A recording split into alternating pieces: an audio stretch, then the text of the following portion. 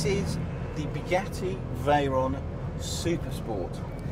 It is the car designed for the owner of a Veyron who wanted more performance. I've never actually met a Veyron owner who decided that they wanted more performance, but Bugatti have built a car for them, only 30 of them, and you get another 200 horsepower. The last time I drove a Veyron, it did not occur to me that it needed another 200 horsepower. However, this car has it. It also has 1,105 pounds-feet of torque. That is 2 times more torque than a Noble M600. Cost 1.65 million euros plus taxes. If you want this one, it'll cost you 1.75 million euros plus taxes because it has a carbon job on it. I don't know how to describe this car other than to say that it is absolutely crackers. So what does your 1.65 million euros buy you? Well, apart from another 200 horsepower and 1,500 newton meters of torque, you get totally different software for the gearbox, an uprated internals of the gearbox, the suspension, the aero package, the cooling, the tyres, the wheels, everything on this car has been increased in Bugatti's terms by 15 to 20% above and beyond what you already get in a Veyron. That's incredible.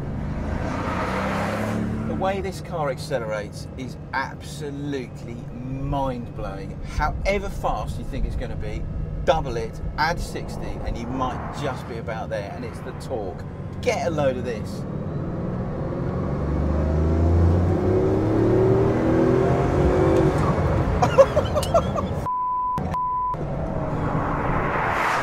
Oh my goodness me. You put your foot to the floor only if you are really certain that you know what you're doing in this car, and even then the ESP system invariably comes on. It is so fast.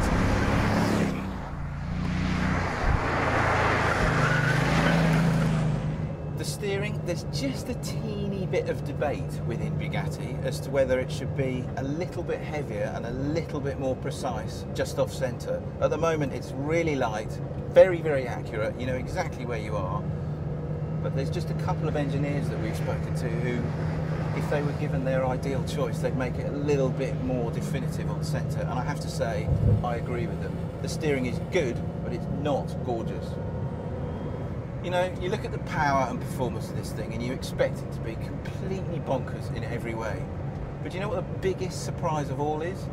How refined this car is, how comfortable it is.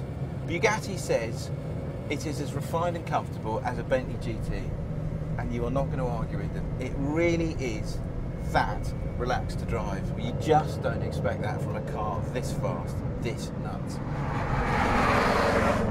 The cabin of the Veyron has always been the most exquisite place to find yourself on 4 wheels, and this is even nicer than before, I think. And one of the reasons why is this steering wheel. They have put this new leather on it called Hectora, I think. Don't quote me on it. But it is the most gorgeous material to feel and to look at. Other than that, it is standard Veyron, and it is beautiful because of it.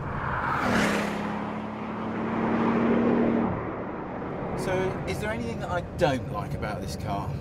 There is one teeny little thing. Although it weighs 50 kilograms less than the standard Veyron, it still weighs the very thick end of 2 tons. As a result, when you really start to chuck it about, it does understeer a bit, but only a bit. Other than that, I love it. I'm not really sure how you're supposed to sum up a car like this. It is so fast, so good at everything it does. It's just brilliant. The trouble is, it costs the thick end of £2 million once you've paid local taxes. And that unfortunately means it's only going to ever be bought by 30 people. That doesn't stop it from being the best car in the world though. Full stop.